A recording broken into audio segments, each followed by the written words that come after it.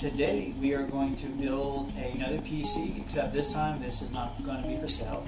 This is actually going to be for my wife. My wife works from home, and so she needs a better PC. So I went ahead and bought some parts, and we're going to build her PC. And I've already done some of the pre-work already. I've already pre-installed the power supply, and the SSD is already screwed in. But I'll show you what what it looks like here. So this is the case. It's a mid-sized case. It's going to have a glass panel right here on the side, and then it's got an exhaust fan here in the back. She's not going to be doing any gaming on it really, maybe playing The Sims every now and again, so I doubt she's actually going to need more ventilation. So most of it's going to be used as just a work PC. So I'm just going to leave the one fan in there. That should be plenty enough for her, because all we're doing is just building it up with an i5 anyways. So between this and the CPU cooler fan that comes with it, should easily be just more than enough. And then on the back side is a mess of wires from the power supply and the controller and whatnot. We're going to have to clean this up whenever I get done installing everything. But the first thing we're going to do is hook up everything to the motherboard. And then from there we'll go ahead and put it in the PC, get everything hooked up, and then after I make sure that it works properly, we're going to go ahead and do some cable management at that point, and then we'll be all ready to go, and my wife will have a brand new PC to work off of, and I won't have to hear her complain about anything. So we'll go through the parts. So right here I've got a 10th Gen i5. It comes with a stock cooler in the box. This is a very good deal right now, so if you want to keep it down to like a budget PC for something like under $1,000 or so, you can easily get this for about, I got it on sale right now on Amazon for like $130, and I might change by the time you see this, but as of right now, this was a good budget, mid-tier CPU, and it comes with a stock cooler, so that saves me another like 20 or 30 bucks right there. For our RAM, I got 16 gigabytes of the Vulkan, the T-Force Vulkan Z. This is 3,000 megahertz, I believe. Yeah, 3,000 megahertz DDR4 RAM. I think I paid like 45 bucks for it. Again, found this on Amazon on a really good deal. And the speeds is just right. Most motherboards can do up to like 32. Some of them they're unclockable, can go up to the 36 or so. But 3,000 is a good speed, especially just for a work PC. And then the 16 gigabytes of RAM will let her have many windows open at once, or several programs at once, without having to run any problems with lagging or anything like that. And then for the motherboard, we got ourselves an MSI H510 MA Pro motherboard. This is a micro ATX motherboard. And then, can you grab the graphics card for me too, if you don't mind? So this motherboard will do just exactly what we want it to do. She didn't need a big motherboard. She's not doing any hardcore gaming or anything. Again, I'm gonna say it like 3 or 4 times that she is just working off of it, and so just a mid-tier with 16 gigabytes of RAM will easily be enough to get her by for several years. And then I'm also going to install a graphics card, because occasionally she probably will play games like The Sims and whatnot. So we're going ahead, and even though this box says 3070 on it, that's my graphics card. I just put the other one in here. What we're going to install in here is actually an AMD Radeon 570. This is a 4 gigabyte graphics card, and this should easily be enough to handle multiple monitors. So if with her working, she can use multiple monitors at the same time, and then also with the few occasions she does decide she wants to play a game like The Sims or something like that, this will be more than enough for her to be able to do that. Now, come in the future, if I ever see her actually, leveling up to some of the bigger dog games, then I'll easily throw in probably a 6 or 8 gigabyte graphics card for her, so I should be able to handle some of the better games. But for now, this will be enough to get her by, and I'll just wait till I hear her complain about something, and then I'll upgrade her from that point on. So, we have all of our stuff. We just got to open it up and start putting it together, and we'll be ready to go. And actually, speaking of which, my wife is my cameraman right now, so say hi to her, you can't see her. So I'm making sure she's supervising the whole job, so she can't complain about it. And that was her thumb, making sure, she's got to watch the husband, make sure I'm not taking any shortcuts. So I'm pulling the motherboard out of the box. This is a 1200 socket motherboard. It came with the I/O shield, which is already pre-installed. I already installed it onto the case already. It comes with the drivers on the CD. It's always handy to have an external CD drive for cases like this. So when I do need to install a driver after I install Windows, should be able to have sound, video, all that kind of stuff. That's what this is going to be great for. Came with a little MSI sticker. I might put that on the front just for the heck of it, so we know what she's dealing with here. And that's pretty much about it. There's also some screws in here and whatnot, but that's probably for NIM.2. But we're going to use the box to put everything together. So we're going to take this out of the anti-stack packaging. Now again, if you're someone who's going to be building a lot of PCs or something like this, you want to save this type of packaging because it will help prevent static from getting onto graphics cards or motherboards, especially if you're going to transport it. You don't want to take the risk of it having any kind of damage to the anti-stack packaging. Definitely save this because it's worth its weight in gold.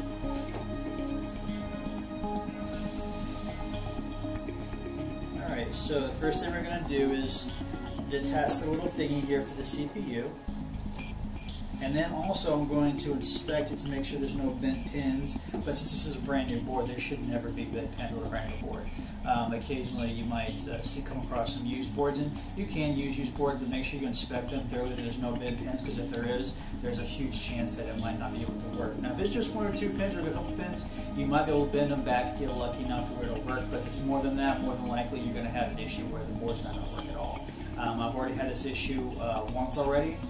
I bought a motherboard, I knew it was used, it was open box, from a certain website that's had problems before. I'm not going to go into detail because I'm not a famous guy who's going to carry talking about it anyways, but the pins were bent. They shipped it to me with the pins bent. I tried to bend it back as best I could, hoping and praying to God that it actually worked. Hooked everything up, it didn't work. So I ended up having to send it back, get my money back. Thank God that they changed their policies to where they're actually doing that now. No fuss, no muss, I was ready to go afterwards. But I got this motherboard on sale for probably about $90 on Amazon, so this was a really good deal for this motherboard. It's got enough room for a graphics card. If I wanted to install a Wi-Fi card or something like that, I could do that as well. And then you got 2 slots for your RAM. So even in the future, if I need to upgrade to 32 gigabytes of RAM or something like that, I just switch out with 2 16 gigabyte sticks and should be good to go at that point. So next thing we're going to do is take the CPU out of the box.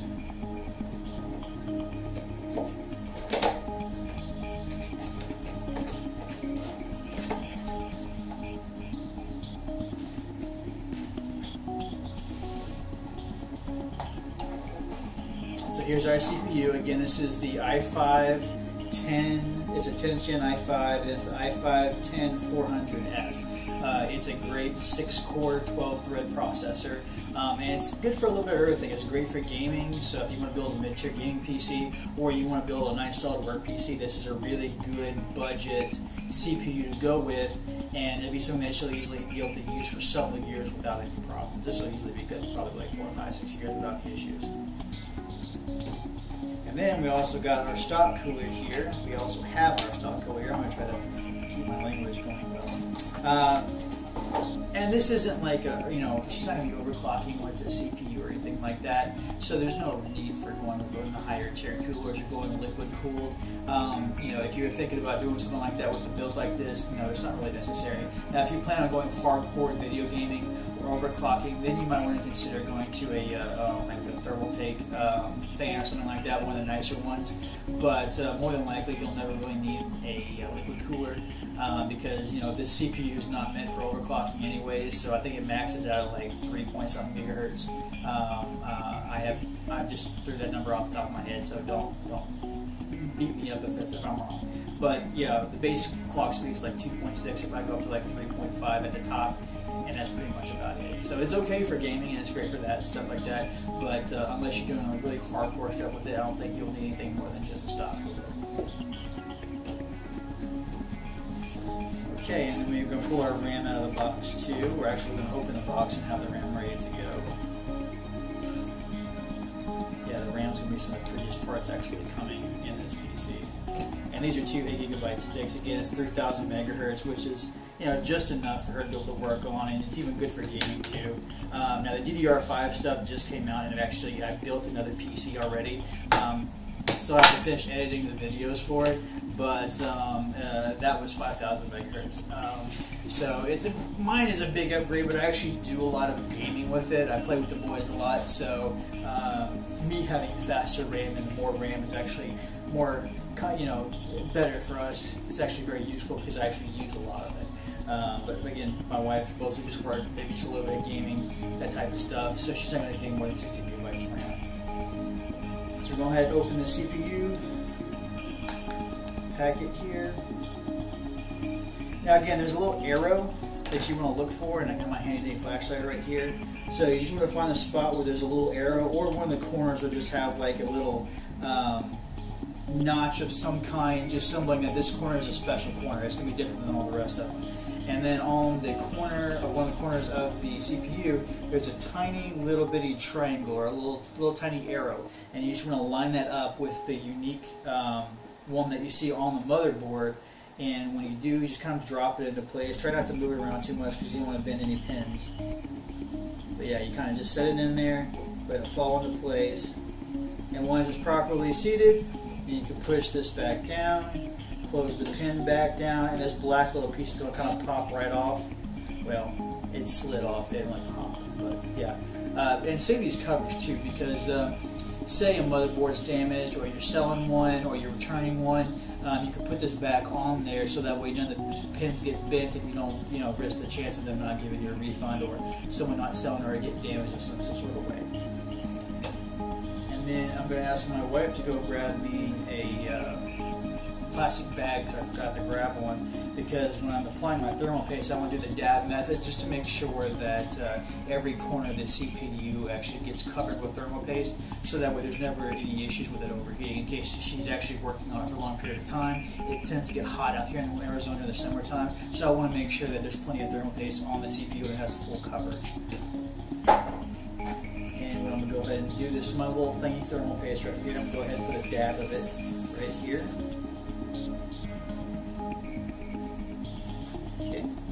Dab of thermal paste on there, and she's grabbing a plastic bag. Now you can also use a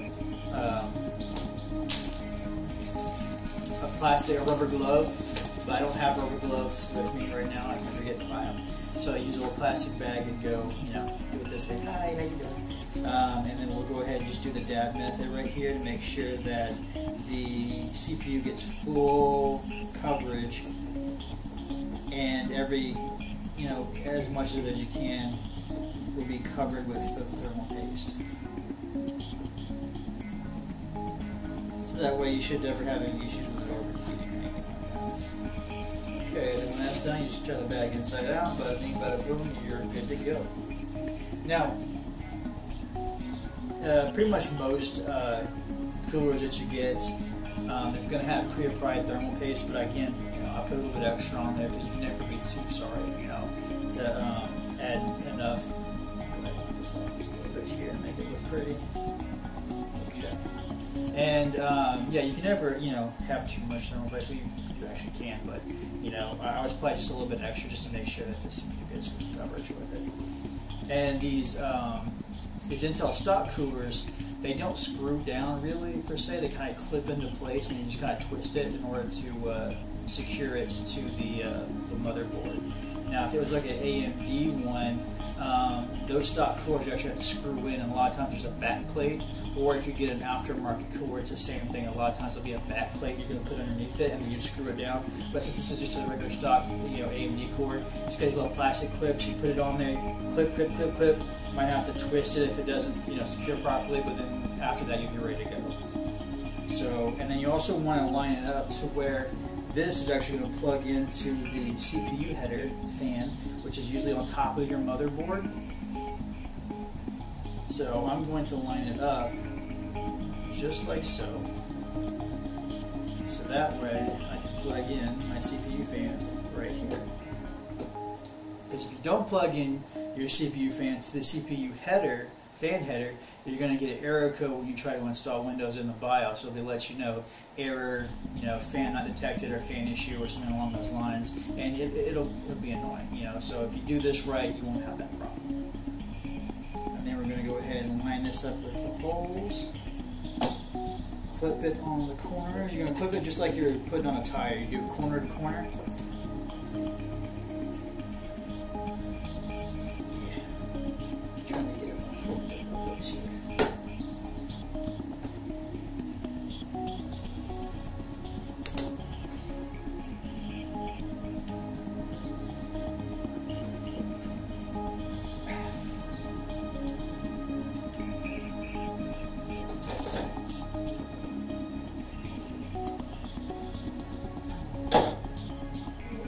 These plastic ones can be a pain in the butt to deal with. Just want to make sure you get them clipped in there really good. So, you know, picking up the motherboard on my main handling, you got to be very careful if you do this kind of thing because you could cause damage to it if you don't do it wrong. Then I'm going to go ahead and take the fan, just kind of slide it here so it's out of the way, just to make the wiring look a little bit nicer. And then once you get done, you want to make sure you can pick up the fan and see that it's properly clipped into place right here. Now if you had to screw it down, you want to make sure you screw it down all the way on each corner. Starting with, do this one, go down the next corner, then go up, and then do that one, and then go down the next corner. Make sure it's, all the way, you're going to keep going until you stop, essentially, and that's going to let you know that's tight enough.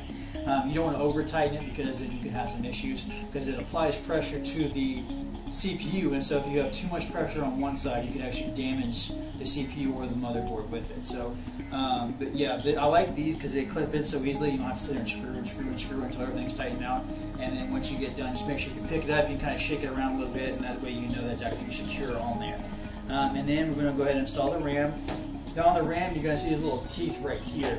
And there's always going to be a little notch somewhere, and it's going to be offset just a little bit from the middle, so that way you can properly line up the teeth with right here, and this little bitty hole, there's going to be a little notch on the motherboard, and you'll line that up, and then you'll go ahead and click it in there. So I'm going to go ahead and unclip this.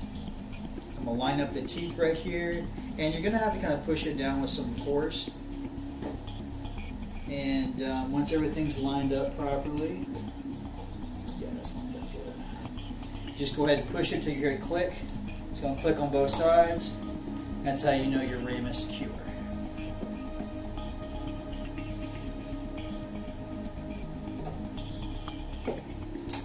Alright, now that our RAM is good to go, we got our fan and CPU installed, got a thermal paste put on, and then we also have the fan plugged in. So at this point, our motherboard is officially put together and we are ready to install it in the middle of the case. So I'm going to go ahead and let's move some stuff around here just so I can get the other way. No, you're good.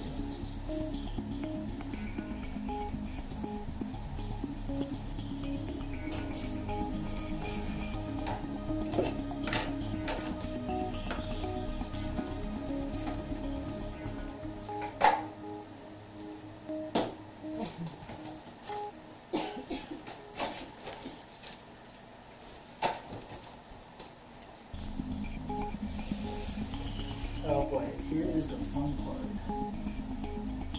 So, I'm going to pull all of this stuff out of here. I had previously tried to install something in here and it turned out not to work properly. I had a bad motherboard. I don't know what the problem was, but it just didn't work.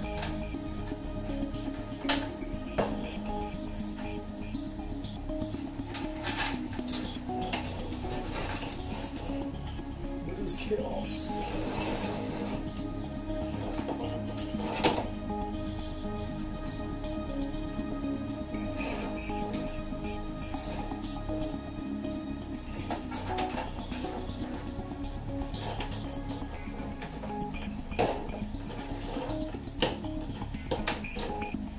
Now what I do need to do is find my CPU plug-in. That's going to be an 8-pin right here. That way, I can install this right here, because that's where that's going to go right there, plug in.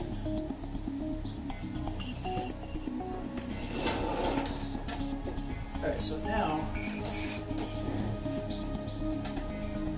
here's the fun part.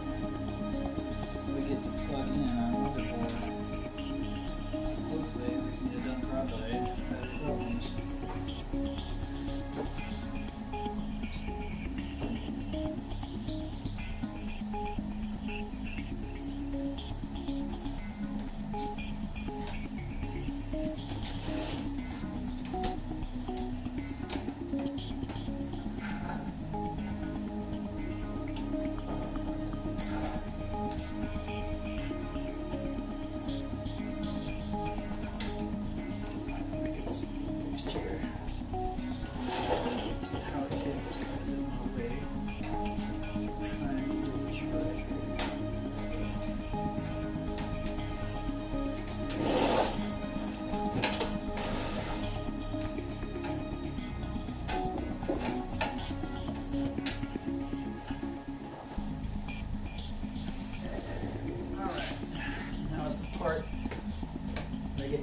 up everything so I can make sure I have it properly plugged in.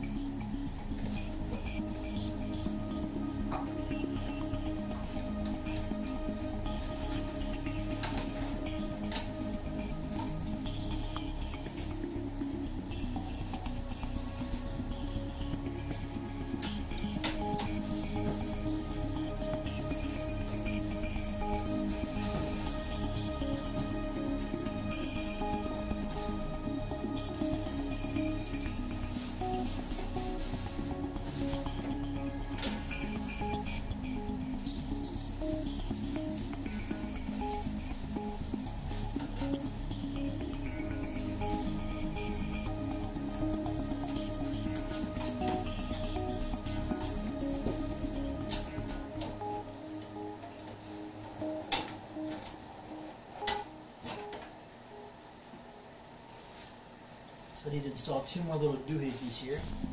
That's what I call them, little doohickeys. What they really are is just tie downs. Give me 1 second, I'll be right back.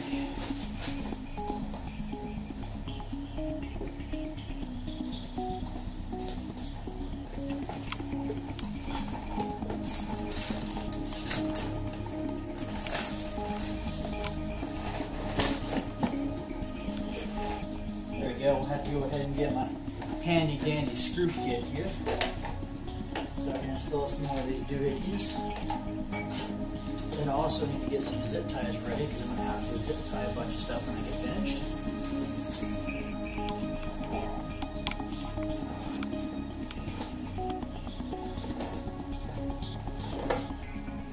There we go, now I got my zip ties out as well.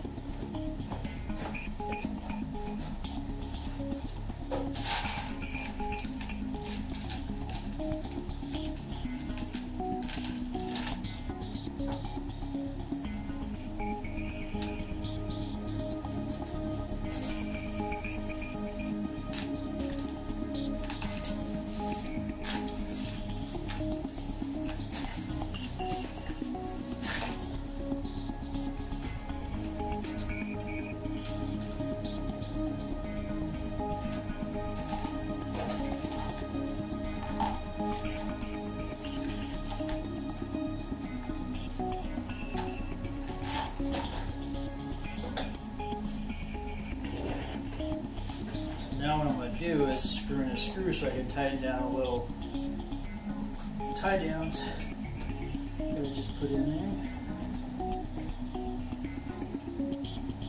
So they are properly secured and I can secure the motherboard the way it's supposed to.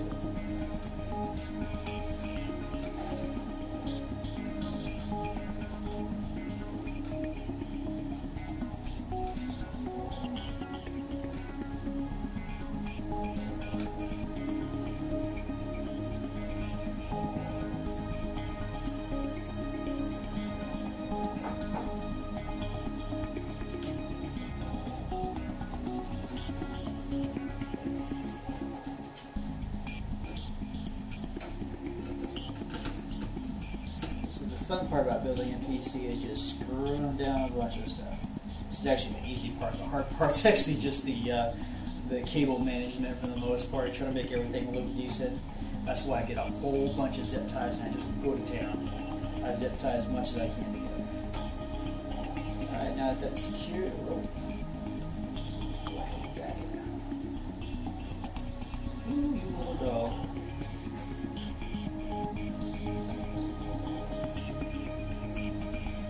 Dirty little dog. Now the whole thing is backing out, which is not what I wanted it to do. And if I had a pair of pliers, I keep forgetting to find them. I've got some somewhere, I just don't know where. This dirty little thing right here wants to be a pain in the butt. But I do have something I can try to force it down. A little old school here, just put a little pressure on it. So I can try to tighten it. Ooh, you dirty little dog.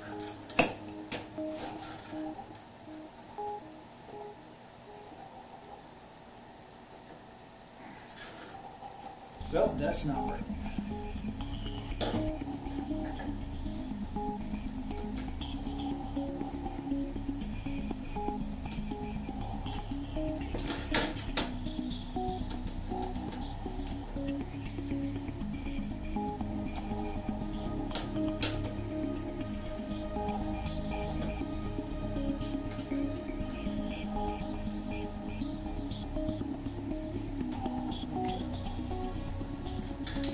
have some wire cutters that I think might work.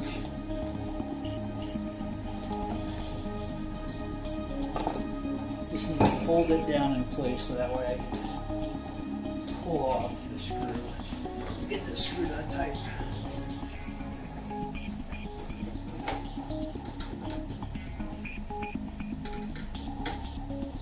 There we go. Just had to use the old noggin, that's all it was.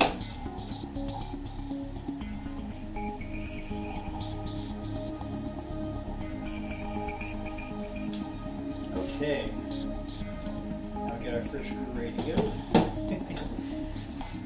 Well broken in. Next thing we're going to do is now we're going to put the motherboard in and screw it down, then we start hooking things up.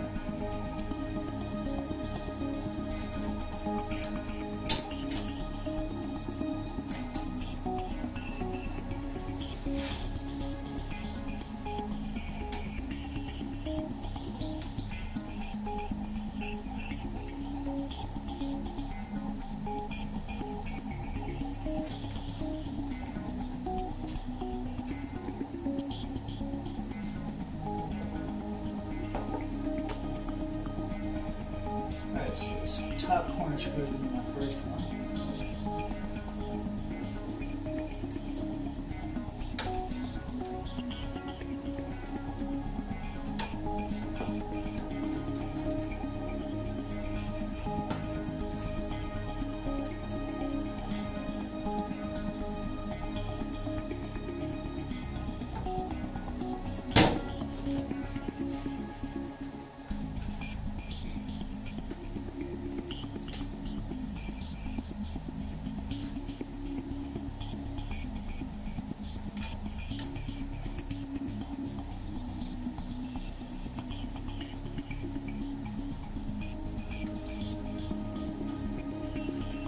I very easily could have used a small ATX case, but they're not cheap.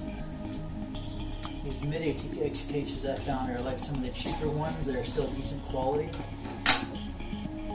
And you get a lot of the fancy features like, you know, panel, the see-through panel on the side. So that's why I'm kind of stick with these mid ATX cases for quite a while now with a lot of my builds, just because they're a good price and they're good cases. What more do you want to ask for? What more could you ask for?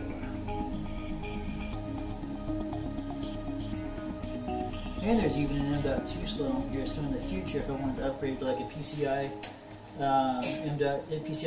M.2 slot, an M.2 in NVMe, I could.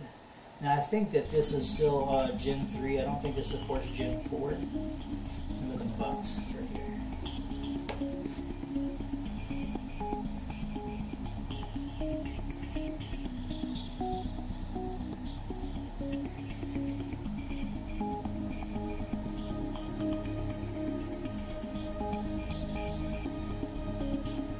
Yeah, so the storage is Gen 3, so it can max out at 32 gigabytes a second.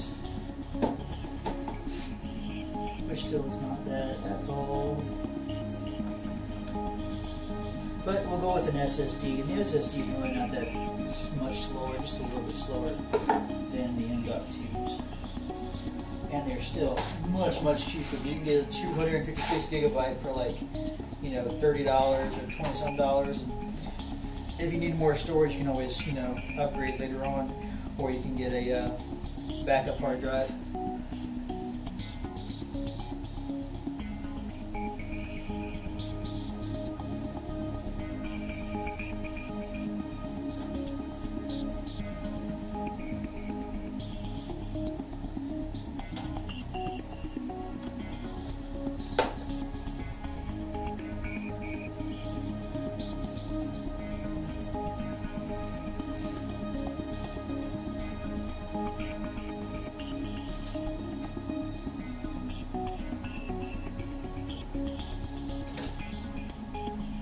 After this, it's got one screw left, and then we can start hooking things up.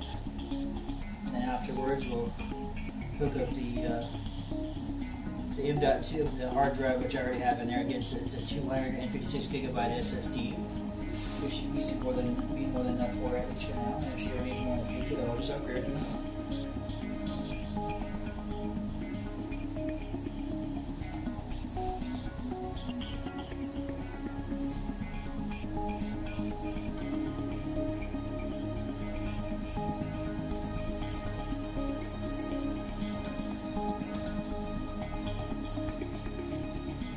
Yes, I officially converted my wife from Apple to Windows, but she also didn't have a choice because we're in a position where we could afford a new MacBook when her old one pooped out on her. Okay, so now that I got the motherboard screwed down, what the next thing we can do is start hooking up all the cables. So the first thing I'm going to do is hook up the 8-pin here at the top. Now I pulled the 8-pin CPU power wire through already before I install the motherboard. There's usually a little slit at the top that allows you to push it through, so that way you don't have to like route it around and then try to have it stretch through, because it can just look ugly at that point. So you always find that little hole and then go ahead and push it through before you put the screw down the motherboard, so that way you can just plug that in and it's going to make the cable management just look so much prettier. You can actually see it right here at the top. This is the back end of it.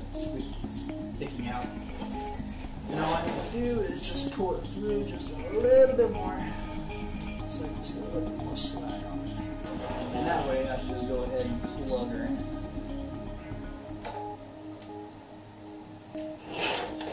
Because cable management's is like people's sign of how well they can build a PC. The prettier the cable management is, the more likely people are willing to buy stuff from you, and it makes you just look better because you actually take the time to properly label everything and have it, looking good. So that way, if somebody has to work on it in the future, they're going to know what cable runs where. It just makes it easier to mess with instead of just having like a big old rat's nest.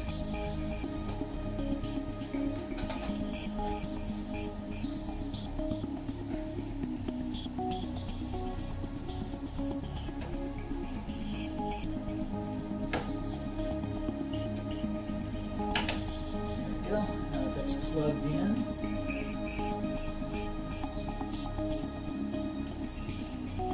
next thing we're going to do is we're going to plug in this fan here.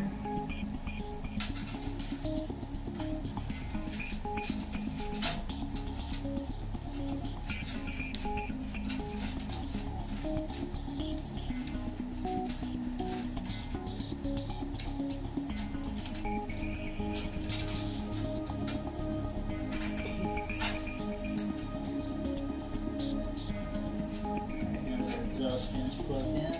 I'm just going to push the rest of this wire down here. Pull it down here, so that way it looks prettier in the front. And that's not really pretty. This is just the fan for the exhaust. There we go. And it looks so much prettier.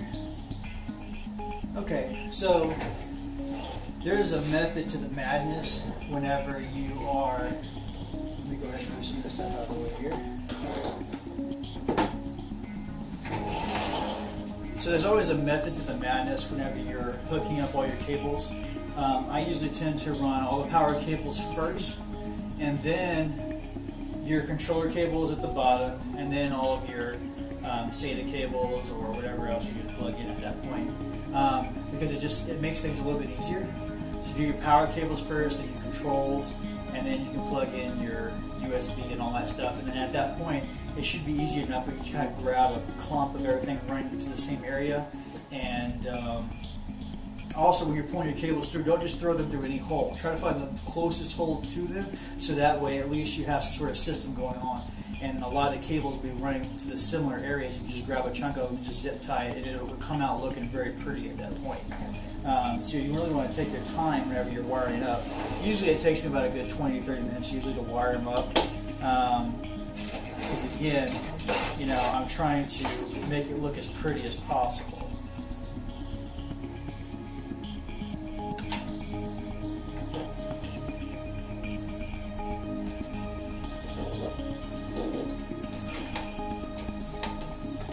So like my power cable, I'm going to find the closest spot. It goes up here at the top. So this is the hole I'm going to pull it through. There you go.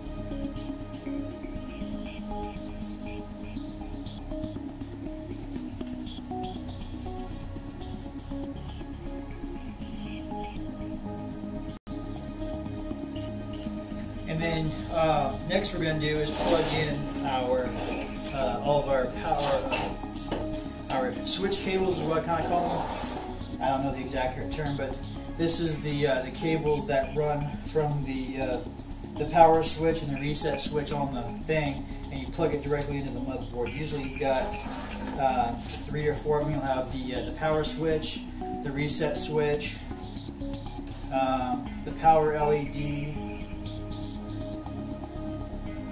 and then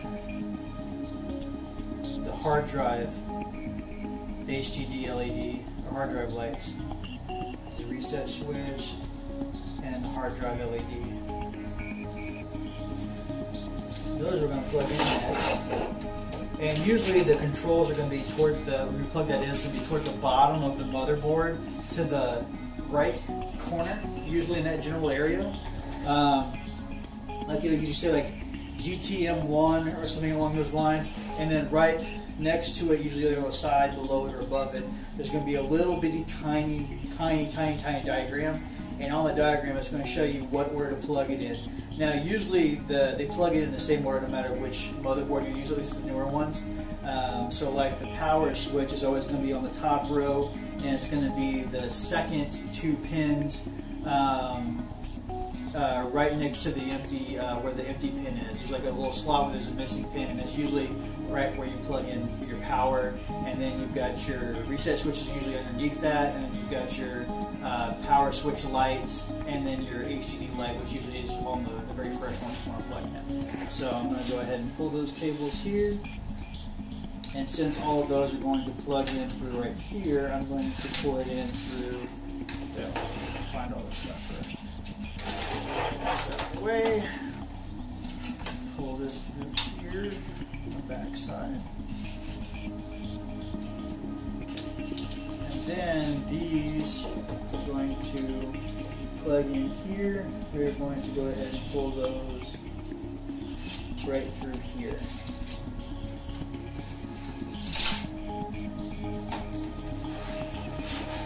And then we're going to have, it looks like 3 USB, or 2 USB and 1 USB 3.0 that we're also going to plug in afterwards to see what's on the front panel right here.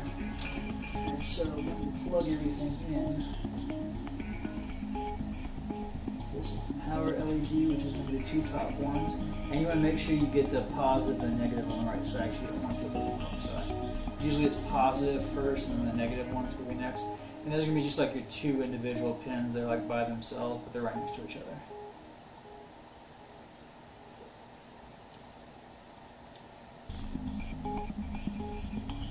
Okay.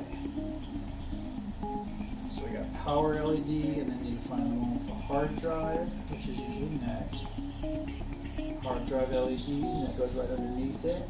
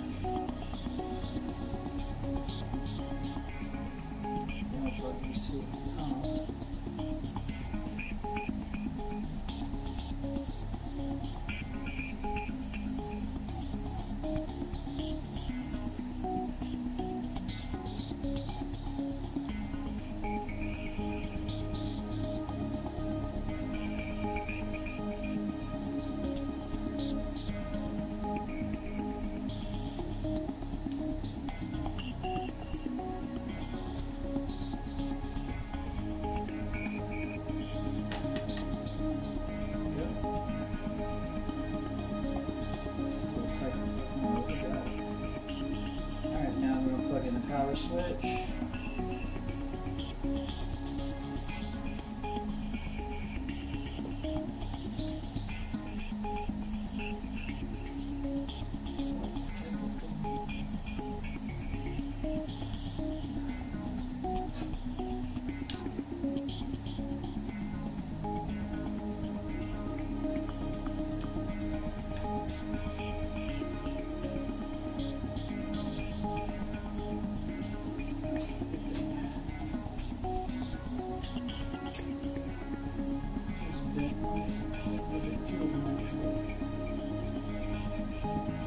For some reason I'm having trouble getting this to line up properly, which I've never had that problem before.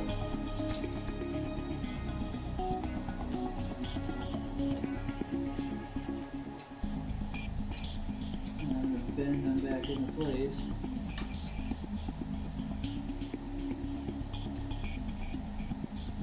That was strange. So we're going to plug in our power switch first.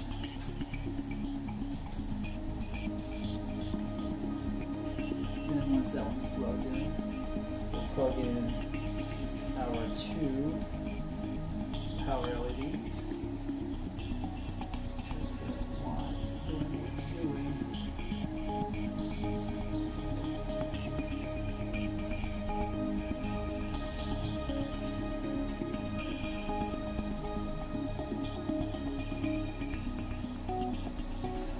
So for some reason they put these pins so close together it's impossible to plug them both in at the same time. And now I'm confused on how I'm supposed to do this. I mean, at the end of the day, I don't really think I need the lights, but it's helpful to have them. But it looks like I might have to go without because I can't plug it in. So the power switch and the reset switch, I shouldn't have any issues with, which I didn't because they all just plugged in just fine. It's just trying to plug in.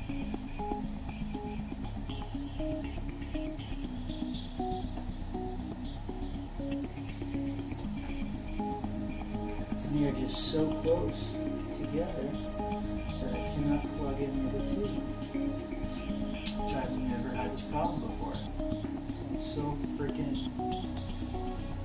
figured it out. It's interesting.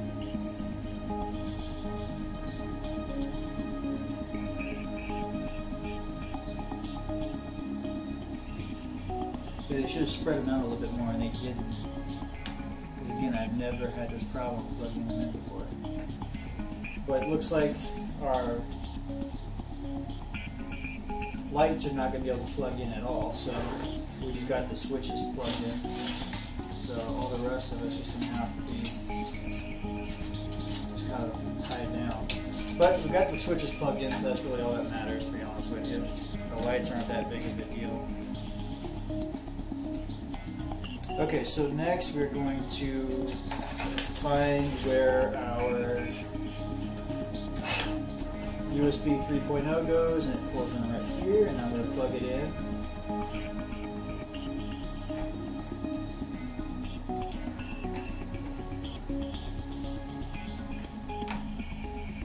Okay.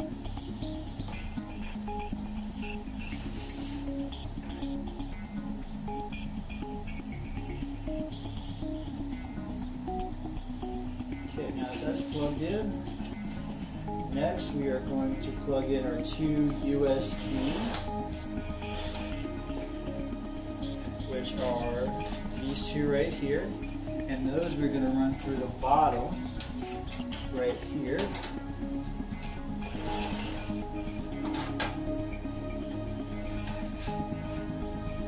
And it's going to say USB 1, USB 2, and all you have to do is just line it up with the missing pin, and then you just plug those connectors right in.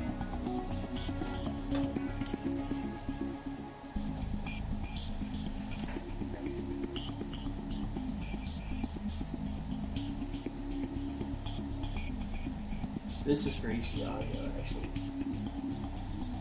So HD audio is going to be plugged in all the way in the back corner. And I need to find my other USB, unless that was all plugged in together. Oh, it's right. Okay. So that's good there. And the next thing we're going to plug in is going to be our SATA drive. And this is our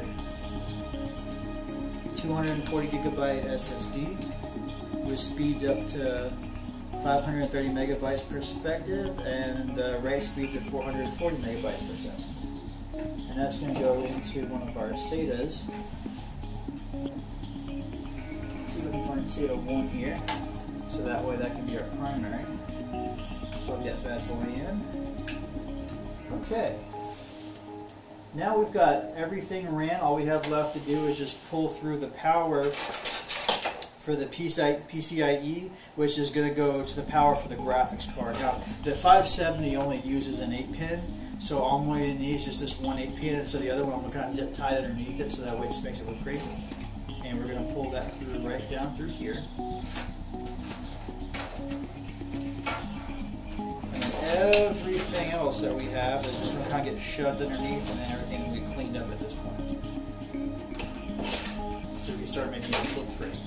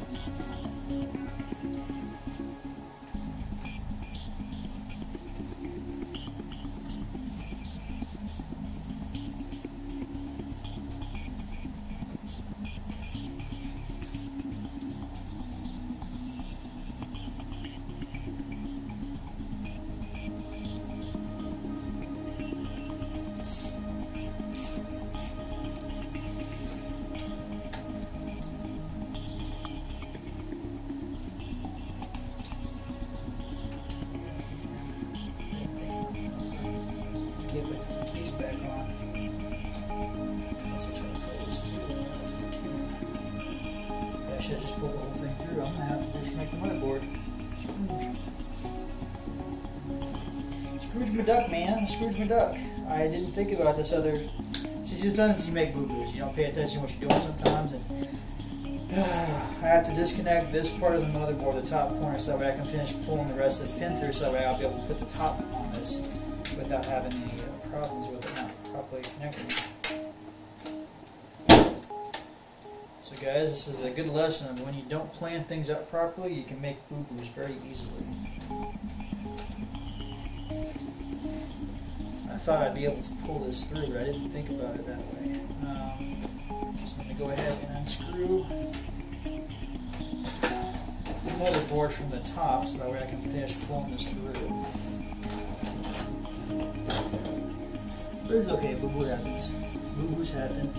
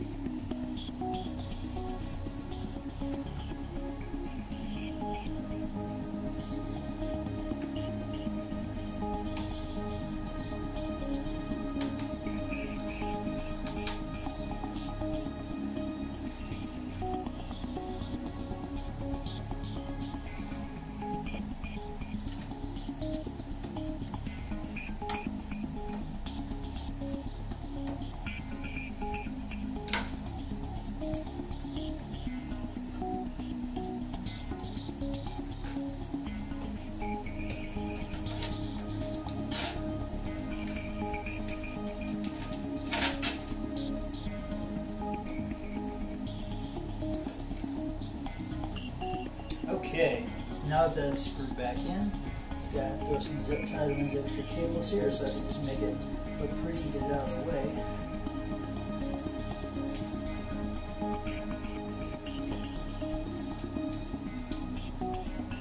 Let's see, where's my cable cutters? I'm gonna drop these on the ground. Alright.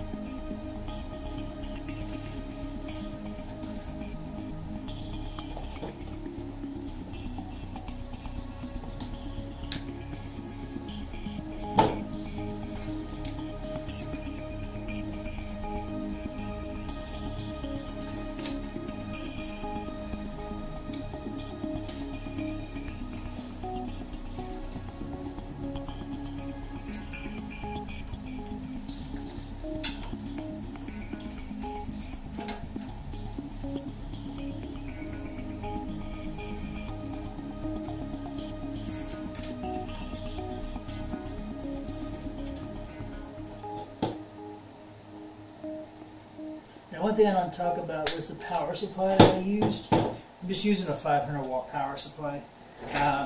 Because she doesn't really anything fancy, just as long as it's like 80 plus bronze type thing. You can easily get like a 500 watt for like 40 bucks. Aries Game is one that I use. It's a good, reasonably priced power supply. I've used several of them now, and I haven't had any issues with them so far.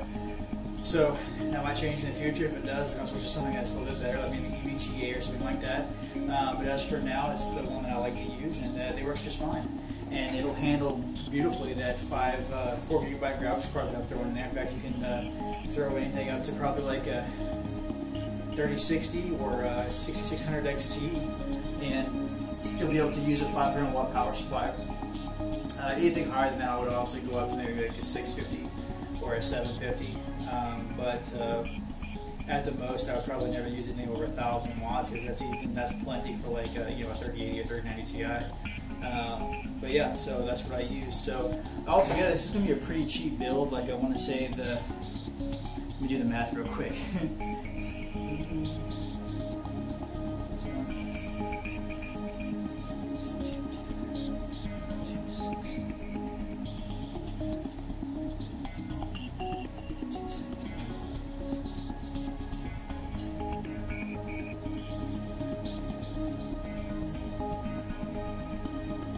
So altogether, without the power supply, we're looking at about 350. And with the power supply, without the CPU, without the.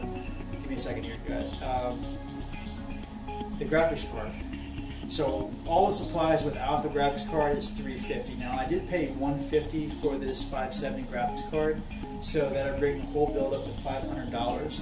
So for 16 gigabytes of RAM and an i5 plus a 4 gigabyte graphics card, you can easily have a pretty good gaming machine for $500. Now, if you had a little bit more to play with, say like $700 or $800, you could easily throw in like a 6600 XT or a 3060 if you can find it at a decent price, and have a really solid gaming PC. So a lot of people will say that these PCs can be super expensive, but if you actually do your homework, you find the things on sale, and you shop around, you can actually get a decent price, and you can easily build a pretty decent quality gaming PC, or just like a beginner's one for for $500. Now, granted, I did have to buy the graphics card used, but everything else I bought is brand new. This case is brand new. The SSD I bought was brand new. Oh, Forgot about the SSD. So 550. Forgive me. So all the math, put it to around 550. And that's leaving a little bit extra room in case you want to throw on like a 500 gigabyte card. So if you're going to play several games, it'll give you a little bit more storage. So for about 550, you can easily build a good gaming PC. Again, just gotta shop around, and more than likely with the graphics card, I suggest looking at a used one. If you are on a budget, if you're not on a budget, then hey, go to town, man. Get a 37, 38 if you can find them. They can be a little bit hard to find right now, and the ones you do find can be a little bit overpriced. And when I say overpriced, they're like double or triple sometimes what the MSRP price is. But yeah, easily, this is a good work PC for my wife. It's an i5 with 16 gigabytes of RAM, and then a 4 gigabyte graphics card for $550. Man, that's a good deal all day long. I call something like this a console killer because this will easily outperform an Xbox or PlayStation any day. And if you want to go up to like 4K gaming, then also you need like a 3060 or a 6600 XT 8 gigabyte graphics card. But even then, you'll still be less than $1,000 if you do it right. So feel free to make sure and also I am opening up my own business of building PCs. That's the reason why you're watching this video. Not only do I want to show people how to do it, I actually want to do it for a living. So feel free to reach out to me if you feel like you don't want to do it. Let me know what your budget is, and we can try to find something within that budget that would fit. That exactly what you're looking for. You get what you want, and you won't be spending a fortune. Or if you want to buy the nicest of the nicest, we can do that all day long. But either way, feel free to reach out to me, or if you just want to build it yourself, this walkthrough video hopefully will be enough to help guide you through it. And if not, feel free to leave a link in some of the other guys I like to watch, and they can help fill in the gaps because they'll probably have better cameras and stuff than I do at this point in time. But I think this is a good intro to start off with. I can walk you through it because I know you guys really couldn't see everything, but for the most part I have it all hooked up now except for the graphics card. So let me go ahead and just turn around here. Move this down just a little bit. Okay, so you want to go ahead and glue it in for me? Gotta get my cameraman to reposition the PC so you can actually see inside the case here.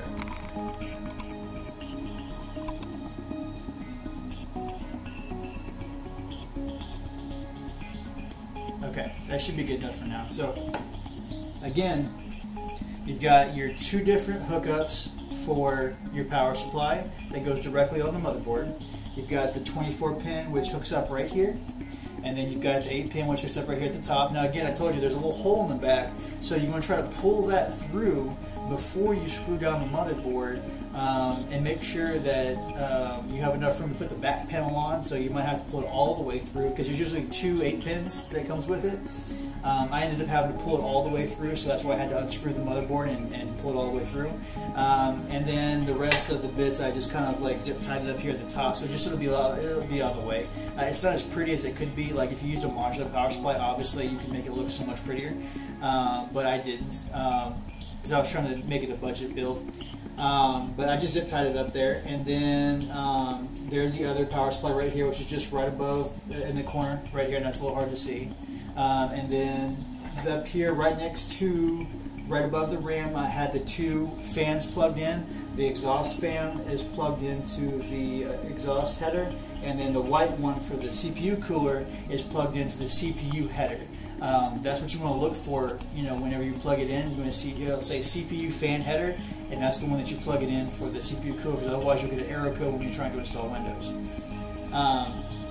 And then coming down here, I've got our USB 3.0 cable plugged in right here for the front panel.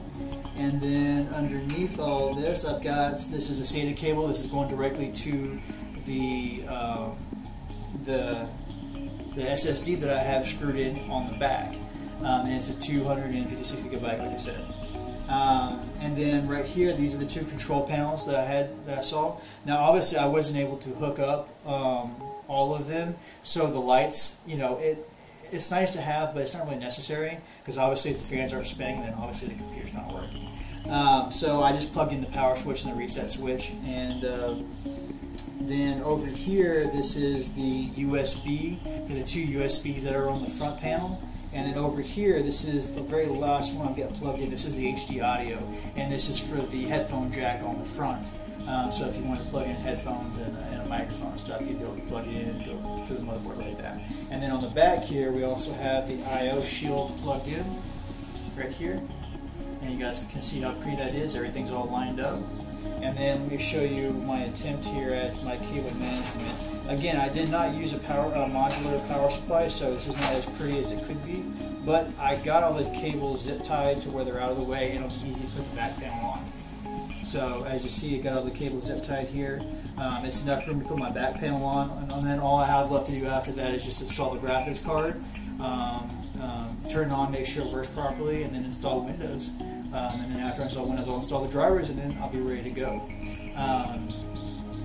It can take a little while. I want to say if you're a first timer, you can probably take 2 or 3 hours to do all this, especially installing Windows and trying to install the drivers. It can be a bit of a hassle, but once you figure it out, you know, it's not all that bad, and it gets easier each time that you do it. This is probably like my 4th or 5th build now easily, and it's not nearly as difficult as it is. And occasionally I do run into problems, and you just go back through the steps again. You know, did you miss that? Make sure this is plugged in. If the power's not turned on, you know, make sure that you check this, make sure that everything's plugged in properly, wiggle it, go through the steps, and you know, usually you can figure out what it is. Occasionally you will run into this weird thing that might be like a new feature that you have to turn off or something like that, and in that case I usually Google it. YouTube, Google, Reddit, somebody out there has probably experienced this problem before, and they can pretty much walk you through how to fix it. So, and that's pretty much the basics of it. So all we have left to do is we're going to put the back panel on. We will install the graphics card, do a little bit more cable management here in the front just to make sure everything looks pretty, and then we'll plug it in and see if it actually turns. In fact, actually I'm not going to put on the back panel because it's a bad luck thing. I'm going to make sure it turns on first before I put the back panel on, just in case, you know, I need to make sure that all the wires are plugged in properly and stuff like that. So let's go ahead and install our graphics card.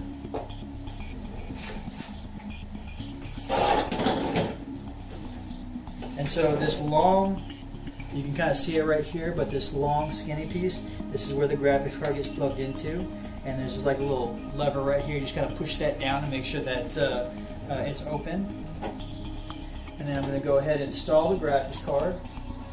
And these are the teeth of the graphics card, and it's going to get installed just like this. And then you're going to screw down these 2 brackets right here to the little side right here. In fact, actually I have to pull that piece off so that way I can screw it down. And then line it up with the bracket here. Oh, my cables is in my way. Ha! Look at that. Alright, line it up with the bracket.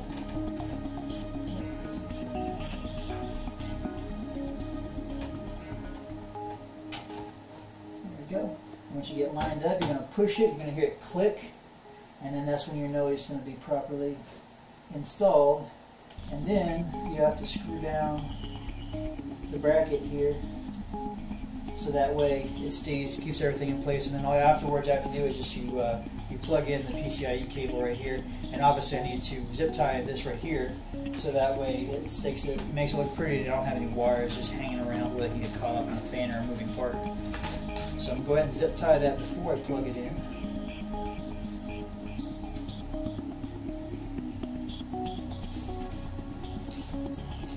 Alright, that is zip tied. I'm going to cut it here, make it boom. I'm going to plug in the power connector now. Beautiful. Alright, now let's put this top panel back on.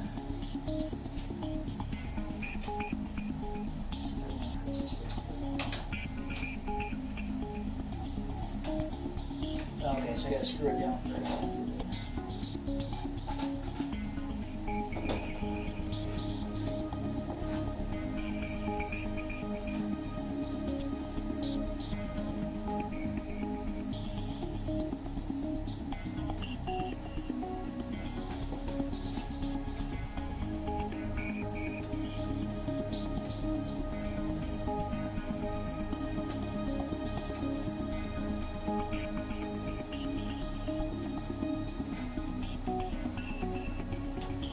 Now usually you only have to screw in like one of them, you don't have to screw in more than that, because that's going to be more than enough to keep it steady. This isn't like, this is like a big heavy graphics card. If it was like a 3080 Ti or something like that, or it's a big dog, then I would go ahead and screw it in more than once. But one screw should be more than enough. It's pretty steady and it's holding in there pretty well. And then all we have left to do is just put this top panel right here.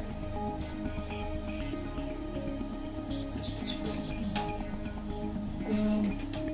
Put it in place. Boom, that's done. Alright, now everything's properly plugged in. So here's my favorite part of the job. We're going to plug this bad boy in and hope that it turns on. So if y'all just give me a second here, I'm going to have to do some moving around. Okay, so we're going to plug it in here. Alright, it's plugged in. Now it's currently in the 0 position. There's 0 and 1. 0 is off, 1 is turned on. So we're going to go ahead and turn it on.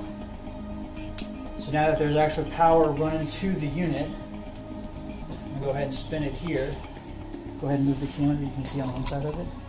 I'm going to go ahead and put the light on the fan, because that's what we want to look for. We want to see this fan spinning.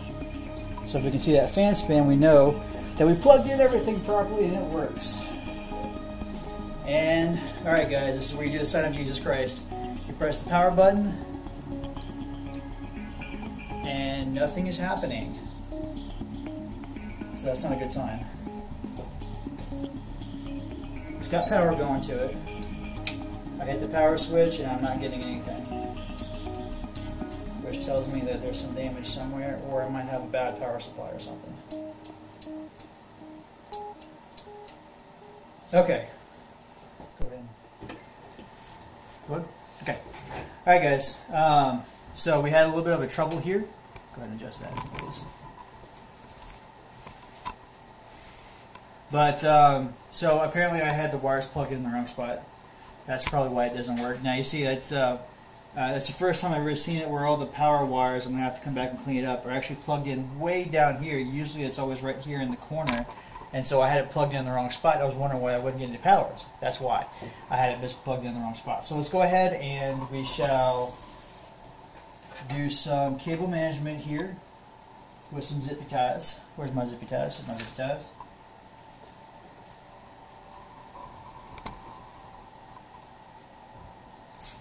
And show you that you're always going to run into problems, but that's where you got to take the time, check over everything, check over it 3 times if you have to, make sure everything's plugged in properly, because it could be something as goofy as you didn't plug it in the right spot because you're used to it being plugged in somewhere else. But you know, every manufacturer is different, so some people will plug it in here, others will tell you to plug it in there, and if you don't read things thoroughly, you will get caught with your butt hanging out and you look goofy, just like I just did a few minutes ago. I was about ready to start cussing up a storm up in here. But nope, I figured it out. It took me, just had to read the motherboard. So, do some cable management to make it look prettier here. Then we'll screw the graphics card back in. And then we should be ready to power her up.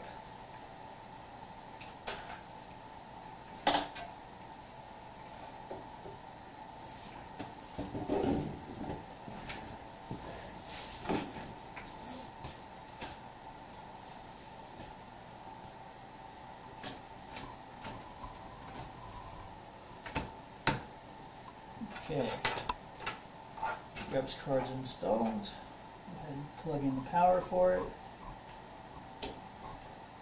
Screw it down.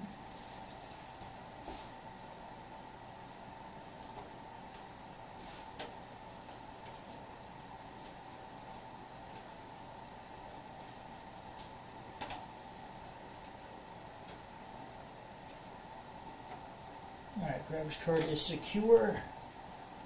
Plugged in all the way to PCIe slot. Looks like nothing is in the way of my fans here. Alright guys, now here we go again for the next moment of truth. Will it turn on this time? Let us find out. Alright, so the power cable is inserted. I'm going to turn it back on to 1 to turn it on. And we're going to hit the button and pray to Jesus.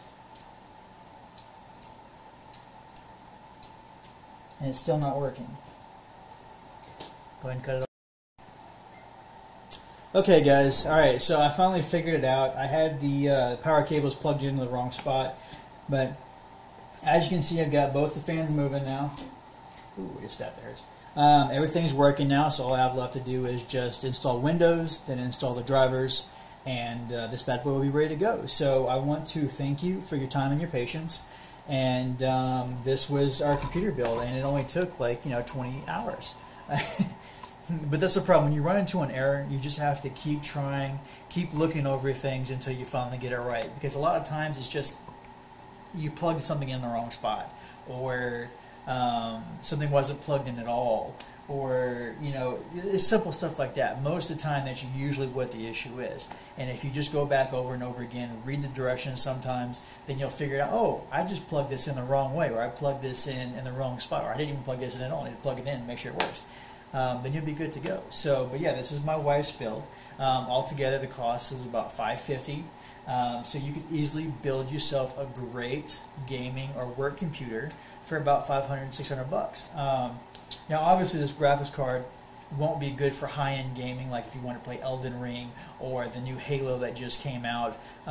It wouldn't be all that great for that because those require higher-end graphics cards for the most part to play at decent frame rates. But for most other games that are within the last year or two or even older, you'd be great with a 4GB graphics card at medium to 1080p settings. Later on down the line, you can always upgrade the graphics card, or if you want to upgrade the CPU to like an i7, it gives you that room to be able to do so. So this would be a great PC that would be able to be used for the next 5 or 6 years with no problems whatsoever. And then you can give it to a kid and they can use it to play whatever takes the place of Minecraft and Roblox in the future.